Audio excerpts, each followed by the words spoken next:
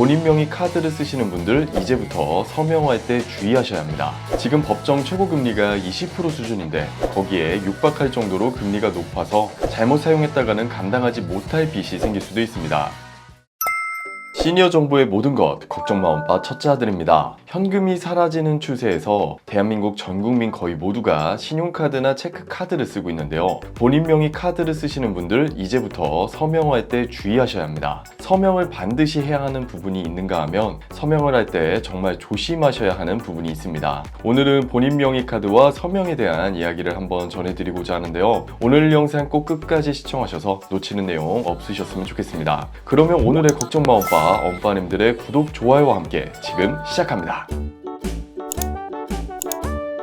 가장 먼저 포문을 여는 소식, 무심코한 서명에 20%나 되는 이자 폭탄을 맞았다고 합니다. 최근 30대 A씨는 백화점에서 신용카드를 개설했다가 자신도 모르는 새 리볼빙 서비스에 가입되었다는 걸 뒤늦게 발견했습니다. 가입 당시에 카드 모집인이 리볼빙에 대한 별다른 설명 없이 형광펜 친 곳에 서명만 하면 된다고 안내했다가 일어난 일이었는데요. 금융당국에서는 카드사의 공격적인 리볼빙 영업을 자제하라고 하고 있지만 현장에서는 여전히 불완전 판매가 만연하다고 합니다. 보통 카드사에서 상담 전화 많이 오잖아요. 지난달 신용카드를 개설한 B씨도 카드사로부터 리볼빙 권유 전화를 받았습니다. 카드 상담원은 최소 결제 비율을 20%로 등록해놓고 카드를 그냥 사용하면 된다라고 말했고 특별히 신경 쓸 것이 없는 서비스라고 말했습니다. 하지만 리볼빙의 최소 결제 비율을 20%로 설정하는 건 굉장히 위험한 행동입니다. 리볼빙 많이 들어보셨겠지만 정확하게 모르시는 분들을 위해서 잠깐 리볼빙 서비스의 정의를 소개해 드릴게요. 리볼빙은 카드 대금을 일정 비율만 내고 나머지 금액을 다음 달로 이월할 수 있는 서비스예요. 여기서 일정 비율은 고객이 10%부터 100%까지 얼마로 할지 정할 수 있는데 이 비율이 낮을수록 다음 달로 이월되는 금액이 커지고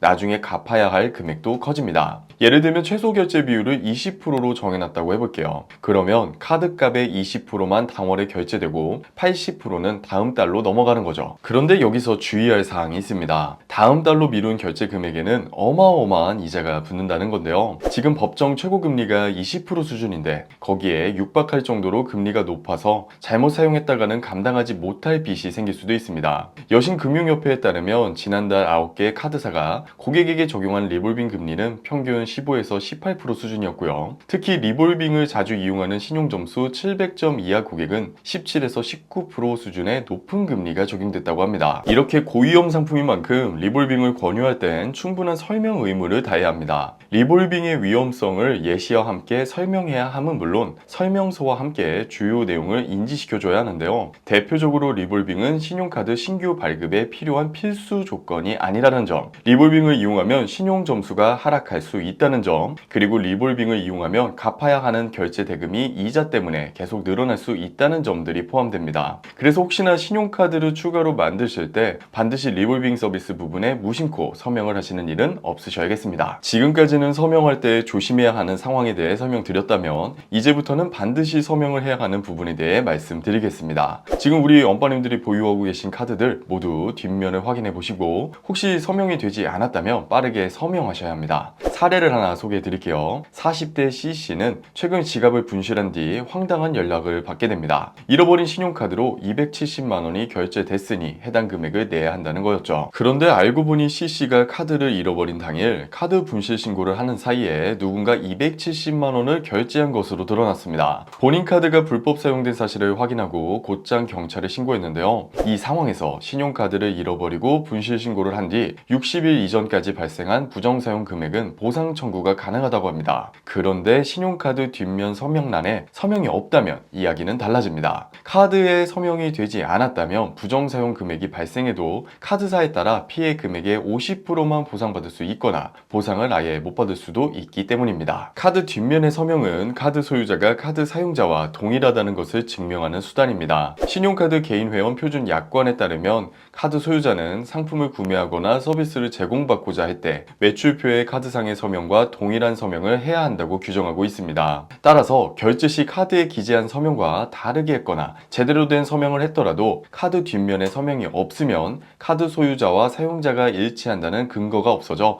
보상을 받기 어려워집니다. 소유자 본인이 특정 상품이나 서비스를 구매했다는 아니다는 것을 증명하고 타인의 부정 사용을 막는 장치 중 하나가 카드 뒷면의 서명인 것이죠. 그러니까요, 꼭 이번 영상 보고 계시는 어버님들께서는 서명이 안 된 카드가 없는지 반드시 확인해 보시면 좋을 것 같습니다.